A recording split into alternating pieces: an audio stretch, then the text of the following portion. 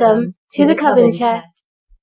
Thank you for joining me here at the Maiden Circle Coven Chat podcast, where we talk all things witchy, spiritual, and human. Hello, merry meet, and welcome. Today we are discussing kindness.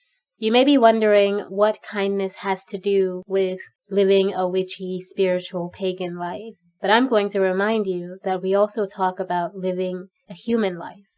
Essentially, what I want to do and what I hope most people are someday able to do is live a very balanced life where I am giving to the world as much as I'm receiving, where I am a part of a global citizenship, where we as humans see each other as a family or as part of the same organization or organism.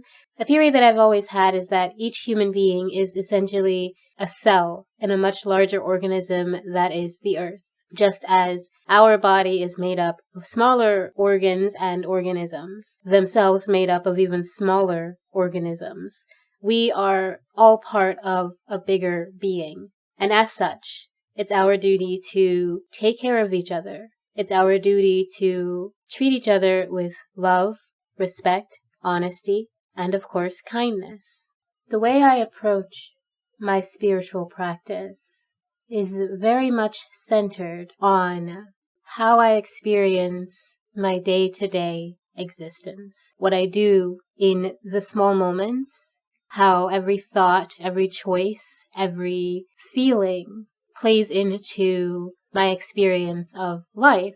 That is, of course, every thought that I give the time, because not every thought needs that time, not every thought is a good one, and not every thought is in our control, and they don't need to be.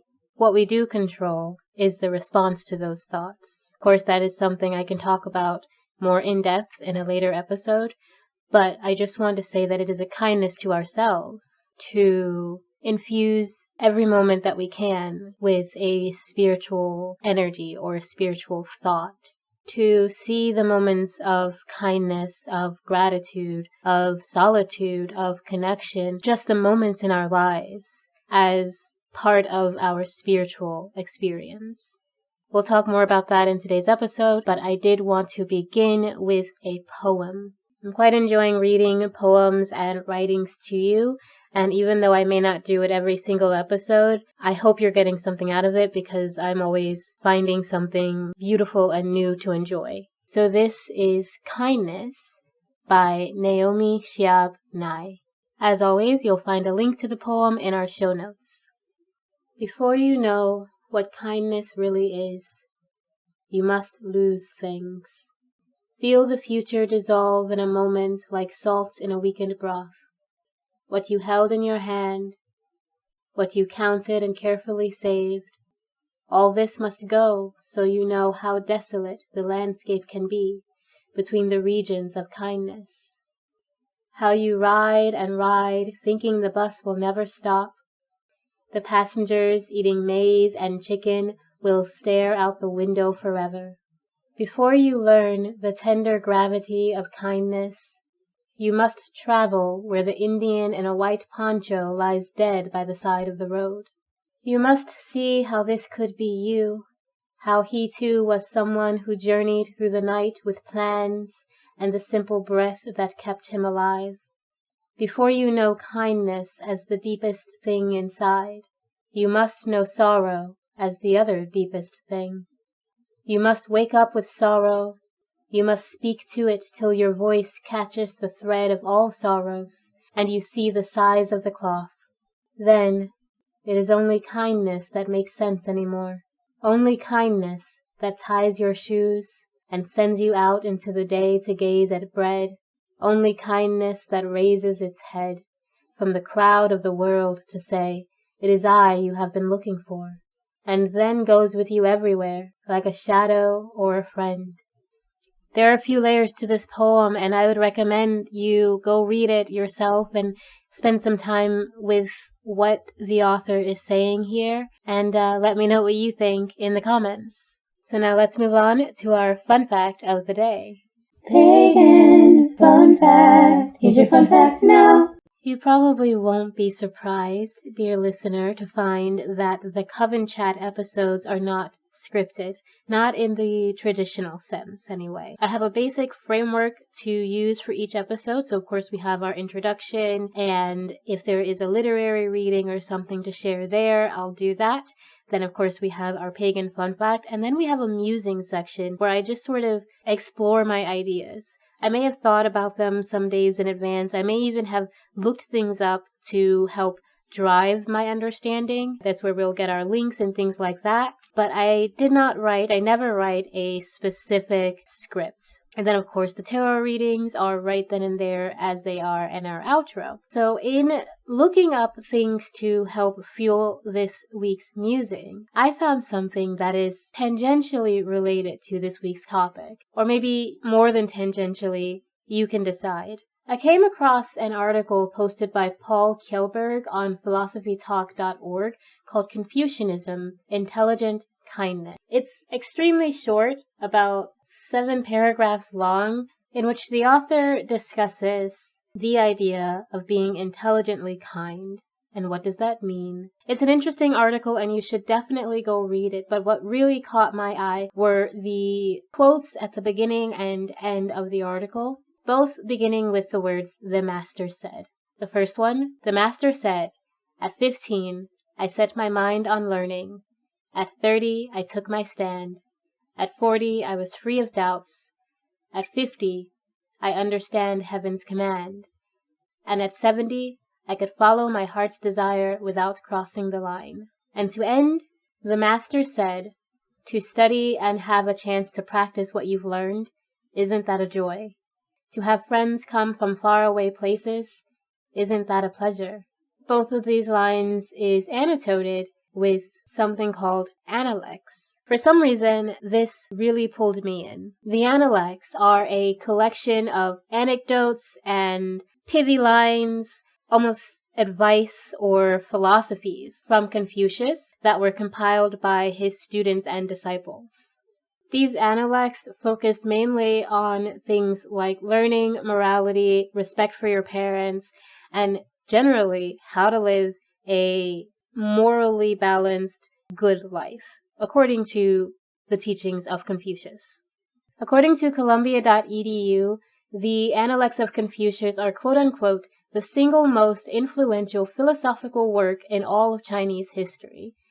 I will tell you, I've never looked extremely deeply into Confucianism, and most of my exposure to it has been through Western propaganda, Western television, essentially making a mockery of it, especially in the early 90s and shows from before that. There were so many cartoons that depicted Eastern people in extremely offensive ways. And one of the running jokes, I think it was maybe the Looney Tunes or something, was the Confucius say. And it would be, maybe it was the Animaniacs, but it would be this like plaque that says Confucius say, and then it would have some one-liner in very bad broken English. Obviously, that's not realistic, but I never looked deeper into Confucianism or the things that Confucius said. I never even looked into why that running gag existed. It simply was a part of life, a fact of entertainment. But of course, the name Confucius has been in my brain since very early childhood. After coming across this article, I decided to go and look up the Analects myself, because of course I did. Of course I did. So, I want to read just a couple for you. I haven't pre-chosen any, so I'm just going to read the first one and then see where it goes. And I'd like you to take a moment with each of these. I'm only going to read a few, so we're not here too long. But I would like you to take a minute with each of these and just sort of consider what it means and what it means about existence, about life, about how you live your life. If it aligns with how you live your life, if it doesn't align, for either, ask yourself why, whether you'd like it to align. And the ones I am reading come from utexas.edu, and there are more Analects, and that these are only the ones that they brought out as an excerpt. This was one of the best resources, and I went ahead and printed it out, and it's only about 6 pages. It is definitely not all of them. They are numbered, And I think these are only extracts about education. So if you can find the whole book, I recommend you do that. I'm definitely going to look into it myself so that I can get a full picture of these analects. When I was reading through what's available here, I found myself aligning with a lot of it, either in belief or deed, or both. And even more so, I found myself very curious. And that's when I started thinking about the whole Confucius say gag. And then I went down this whole rabbit hole. But anyway, let's go ahead and read a few of these. The first one, you'll see that the version on Philosophy Talk is a bit different. It's a bit more modernized in its language. So again, that is, the master said, to study and have a chance to practice what you learned, isn't that a joy? To have friends come from faraway places, isn't that a pleasure? The version we have here from U Texas says, the master said, is it not a pleasure, having learned something, to try it out at due intervals? Is it not a joy to have friends come from afar? Is it not gentlemanly not to take offense when others fail to appreciate your abilities? So that original article actually left part of it out. If you'd like me to do an episode where I am going through these analects and actually sort of breaking them down, or at least a few of them, please let me know in the comments, because I would love to examine these with you. But of course, take the time now to do it on your own. The fourth analect says, Seng Zhu said, every day I examine myself on 3 counts. In what I have undertaken on another's behalf, have I failed to do my best? In my dealings with my friends, have I failed to be trustworthy in what I say? Have I passed on to others anything that I have not tried out myself? I like that one. The 8th analect is very short. The master said, when you make a mistake, do not be afraid of mending your ways. The 11th analect says, the master said, a man is worthy of being a teacher who gets to know what is new by keeping fresh in his mind what he is already familiar with. The analects are divided into books, similarly to how the Bible is divided. So you'll have Book 4, verse 14, or something like that. Book 4, 16, the master said, the gentleman understands what is moral. The small man understands what is profitable. And last, Book 7, 25, the master instructs under 4 heads: culture, moral conduct, doing one's best, and being trustworthy in what one says. There are so many of these analects. These were just some of the ones that stood out to me as I was reading through them. I hope you enjoyed that. I do hope you go look into the links posted, and if you can find the whole book of the analects, and I can't find it, let me know. And if I do find it, I will try to remember to put it in the show notes. Bear with me if I forget. That was your fun fact of the day, so let's go ahead and get into our musing. So kindness. Usually, I start by asking, what is the thing? And I suppose we all have a different idea of what kindness is. The dictionary defines it as the quality of being friendly, generous, and considerate. I will agree that those are each aspects of kindness, though of course, on their own, they are not inherently kind things, especially friendliness, because you can be friendly without positive motives. The same goes for generosity. There are people who will give and act generous to manipulate or control others. But I do believe that combining friendliness and generosity with consideration, which does seem to hinge on kindness, is what creates the overall quality of kindness. Consideration, meaning to be aware and care about how your behavior, your choices, and your actions will affect another being, tends to come from a place of kindness. Of course, nothing's ever black and white, so it could be an anxious thing, especially if we find ourselves being overly considerate and overly thoughtful, to the point that we are afraid that if we don't do something, we could set someone off. So again, none of these qualities are inherently from kindness, but altogether they create the energy of kindness. But what does it mean to actually act in kindness and live in kindness? Something I've said for years that is also mentioned in the Philosophy Talk article is that kindness does not equate to constant niceness. You don't have to be nice and friendly and pleasant and positive all the time to be a kind person. You don't have to be all sunshine and rainbows to live a kind life. Kindness isn't necessarily about what feels good so much as it is about what is good. It is kinder to ourselves to eat more greens and healthy protein than it is to eat a box of donuts, no matter how much fun eating a box of donuts might be. I have said for a very long time that I try to be a good person, I try to be a kind person, but I don't consider myself nice. If there is something that I'm questioning, I will ask, and if there is something that doesn't sit well with me, I will generally speak up about it if I think it's worth the energy, because not every situation is worth the discussion. Sometimes it's best to just pull away. But if that's not the choice, then biting my tongue is never the choice. It seems kinder to me to speak up, to be truthful, to be direct, to be open, to ask questions when you need clarity, to be a real, genuine person, than to play the kind of games that a lot of people seem to like playing these days. So for me, kindness and truth go hand in hand, whereas niceness and politeness and some socially accepted behaviors are often opposed to that kindness, to truth. I think one reason for why there's such a difference between niceness and kindness, and why truth is at the core of kindness, but not at the core of niceness, is that many people consider truth as something that needs to be brutal. It needs to be harsh. It needs to be cold. And of course, cold, harsh, and brutal are not very nice. They are not pleasant. They don't feel good. While there are times when the truth does indeed need to be cold, harsh, and brutal, that's not always the case. But because it can be those things, it can never be nice. The truth is always kindness, even when it aches. Friendliness can be both nice and kind when we are friendly towards others, depending on our motives and our intentions. When it is only in the interest of being friendly, then it is kindness. When there are feelings of care behind it, as opposed to manipulation or even indifference, then friendliness can be kindness.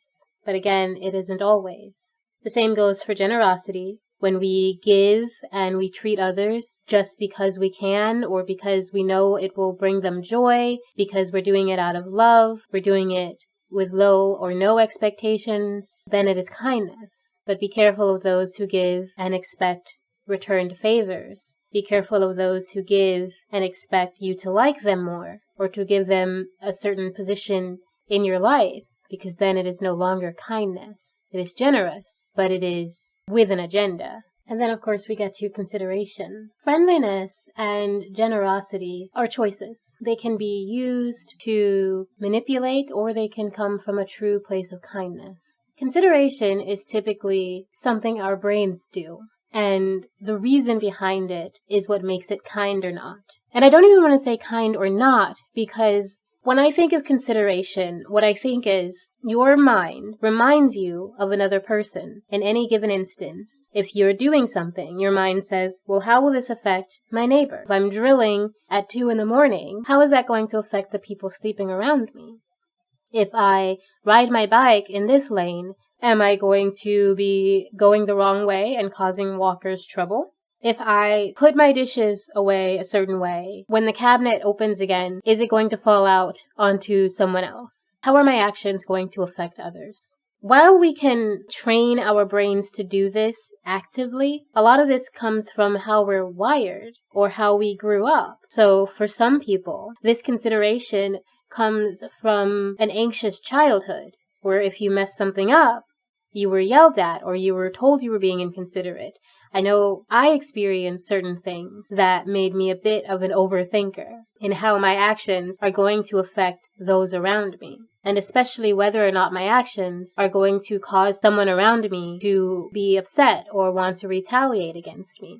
But then there's the other side, where consideration is cultivated, where we are constantly reminding ourselves until it becomes habit. until it becomes what our brain is doing, where we are actively asking ourselves those questions of, if I do this, how will this affect someone else? Depending on how we feel about the person, how we feel about the thing that we're doing, whether or not the thing that we're doing is necessary, all of that comes from kindness to ourselves and to others. Because even if you have to do the thing, and you know the thing that you're doing might upset someone, might cause some trouble for a person, but you know that after that, it's going to be better in the long run, or you're causing less long-term harm by doing something now that can cause some upset, because you've actively made that consideration, you are acting in kindness, even again, though it doesn't feel nice or pleasant or positive, even if it isn't friendly, because kindness also needs to be extended to ourselves. So ending a friendship that doesn't bring healing or positivity or even just joy into your life, it may not be a friendly choice, but it is certainly kind and it's considerate. Because if you stick around with people who cause you to feel unpleasant and unhappy, you're going to eventually build up resentments towards them, and then you may cause more drama and more trouble and more pain than you would have if you had just separated yourself from that connection. Or even if you never act out on your resentment, the fact that this resentment is building in you, this discomfort, this unhappiness with this connection is building in you, is an unkindness to yourself. You're torturing yourself by remaining in it. And of course, I always recommend we talk things out, we discuss situations, but if you really feel in your core that a connection is harmful for you, then the kindest thing you can do, the most considerate thing you can do, is step away from it. So again, kindness, not always fun, but necessary. And consideration, I think, is a big core factor in kindness. Consideration, truth, and empathy. Empathy is another thing that is inherently kind, or at least it is not necessarily nice, and it is never unkind to be empathetic. It is another thing, like consideration, that can come from different sources. And depending on where we learn empathy, how we learn empathy, our relationship with it being a kindness or being connected to kindness may differ. So again, if you had an anxious upbringing and you had to be considerate and you had to cultivate empathy by trying to anticipate other people's feelings before they came at you, you may feel it's kinder to be a person who's more into solitude, kinder to yourself, and also kinder to the people whose emotions you've tried to anticipate as a result of your childhood,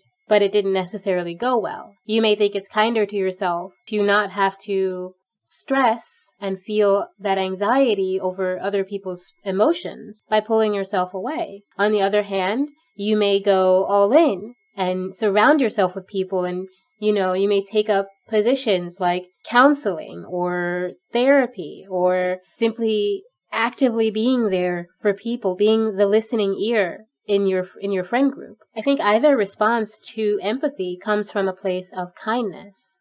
So we have friendliness in context, we have generosity in context, we have consideration in context, and we have empathy as never unkind. And then of course we have truth as always kind. Naturally, I'm only musing, and I can't tell you what to believe, and this is something that I am always thinking about. Kindness. What does it mean to be kind? What does it mean to be nice? How can I be more kind in my day-to-day life to both myself and to those I come into contact with?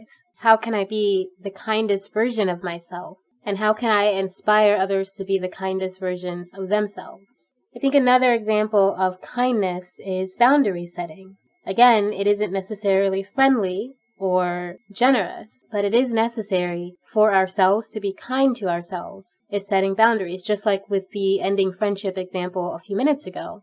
That probably comes after setting boundaries that were broken, and it's a kindness to ourselves to establish and respect our own boundaries.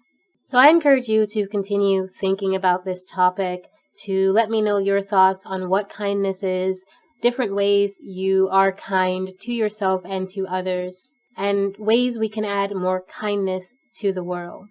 And as always, let me know your thoughts in the comments. Before we move on to our tarot section of this episode, I would like to suggest that you check out kindness.org. Their entire mission is about using kindness to make the world a better place, and especially educating children and teens in ways that they can cultivate kindness in their lives. And I've always said that kids are the future. Every generation of children is a new chance to move our world into a healthier, balanced, happier, safer, more loving, more blessed, and kinder way of being. And any organization that focuses on these things, on teaching children to be kind, teaching them to engage with empathy, teaching them how to live heart-forward, heart-centered lives, is an organization I'm gonna love. They've only been around since 2016, but I do encourage you to check out kindness.org, and if you like what they're doing, see if there's something you can participate in. And even if you don't like that, see what you can do today to be kind to someone, especially a child or a youth or an elder person, anybody in your life. Be kind to them. Engage in kindness for this next day or week, for the rest of 2022. Actively engage with kindness and see what that does for your life. That's it for our musing. I hope some of that made some sense. And let's move on to our tarot reading or card reading of this episode. I'm calling upon my higher self and the higher selves of all those who are listening and receiving this message, all those who this message is meant to reach. I am calling upon our Lord and Lady, our God and Goddess, our Mother and Father, our angels, our ancestors, our spiritual loved ones, our living loved ones, all of those who guide us and want the absolute best for us, and especially those who want the absolute best for whoever this message is meant to reach. What is the message for this week? What is the message? What is our general message for this week? Please and thank you. We have 4 of Wands. We have the Hanging Man. And those are the only 2 that wanted to come out this time. I'm going to pull some cards to clarify. We have the 10 of Wands, and Justice came out. We have the King of Wands, and that's it. The bottom of the deck is the 9 of Pentacles. So we have a handful of wands in this reading. More than half of the cards pulled are wand cards. Something that we've been very passionate about, something that has mattered a lot, has been very difficult for some of us. It's felt like a burden. Maybe there's been a lot of hard work, but with this 10 of Wands and this Justice, it's telling me that that's coming to an end, and we are entering a place of stability, of comfort, of joy. With the 4 of Wands, I often call it the wedding card because it typically represents weddings, getting married, but it also represents simply stability. It represents organization. It represents even having our passions become actions, become goals. So I'm seeing that something we've worked hard for with this Justice is finally bearing fruit. Something we put the effort and work into. It's not something that's just going to fall into our lap, and we've been waiting for it with this Hanging Man. You did the work, and then you got to a point where you said, okay, where is the result of this work? And it didn't come immediately. You had to wait for it. The King of Wands here, he's someone who gets what he wants. And generally, he tries to get what he wants right now. I think with him sitting on this Hanging Man, it's a reminder to continue to be patient, but not to let your passion, your desire, your craving for the thing, not to let that wane. To do what you can to continue to pour fire into something, because you know you will receive everything you've worked for. Some of us may have had some sort of chaos in our past, and now we're just coming to a place of stability and quiet. Seeing these 2 cards next to each other, the 4 of Wands and the Hanging Man, it feels like a very still energy. For some of us, it may even feel like stagnancy, but I encourage you not to see it as that. It's not stagnancy, especially with this King of Wands here. It's simply a waiting period. There's still progress being made that you don't know about, progress that you don't see, and I think the divine is saying your fruit is about to burst. Your flowers are about to bloom. I pulled a few more cards, and we have the 6 of Swords, the Knight of Wands, and Judgment. Again, Wands. So something is about to happen. You have been waiting. You have been in this place of stillness. You may have felt stagnant, but action is about to happen. Change is about to happen. 6 of Swords is a change in mindset, a change in thought, a change in process. It's also about travel. So moving from one place to another. And then we have the Knight of Wands, who is about driving himself with passion. He moves fairly quick. He's not as fast to me as, say, the Knight of Swords, but he's moving. And he's moving towards his passion. There's almost a light shining on his shield. So he's moving knowing that he is protected, knowing that he is moving in the right direction. Judgment, again, knowing that you're doing the right thing. Judgment it's a call to arms. It's saying you are on the right path. You know exactly what you're aiming for. Again, keep aiming for it, because this period of stillness is about to shift. It's about to come to an end. And you are going to find yourself even more directed towards your goals and towards accomplishing things. It's going to be even impossible to resist accomplishing things because of this judgment here. Because you are being called, your soul is being called to follow this path. And it has been for a while. That's why you were putting in the work. That's why we got this Ten of Wands energy. That's why you were driven to do it, even if you didn't, especially because this judgment here is blindfolded, or this justice card is blindfolded. So maybe while doing all that work, you didn't necessarily see the outcome. You didn't see even exactly what you were doing, like the whole big picture. You just knew that you had to do the work. And you knew that it was going to get you somewhere. And now it's gotten you here. And here feels like a transition to the big stuff, to the action. So I wish you luck. I wish you action. I wish you positivity and pleasure and all that stability and all that growth that you have been putting in the effort for. And again, these are general messages, so some things may resonate, others may not. Take what does and leave what doesn't. But for some of you, this whole message is for you. And I hope you take it to heart. I hope whatever your next chapter is a brilliant one. I think it will be. And I think you're going to be brilliant doing it or experiencing it. So that was our episode. Thank you so much for joining me this week. I do hope you enjoyed this little chat on kindness. And I hope you will take me up on my questions and answer them in the comments. And please go check out the Analects by Confucius. They are endlessly fascinating. I'm looking forward to reading the rest, the ones that are not just from U Texas. And I am looking forward to trying to live a kind, loving, truthful, spiritual, human, blessed, charmed life. And I wish you the same. So until next time, I am sending you all the love in the universe and all the blessings you're opening yourself up to. Bye now.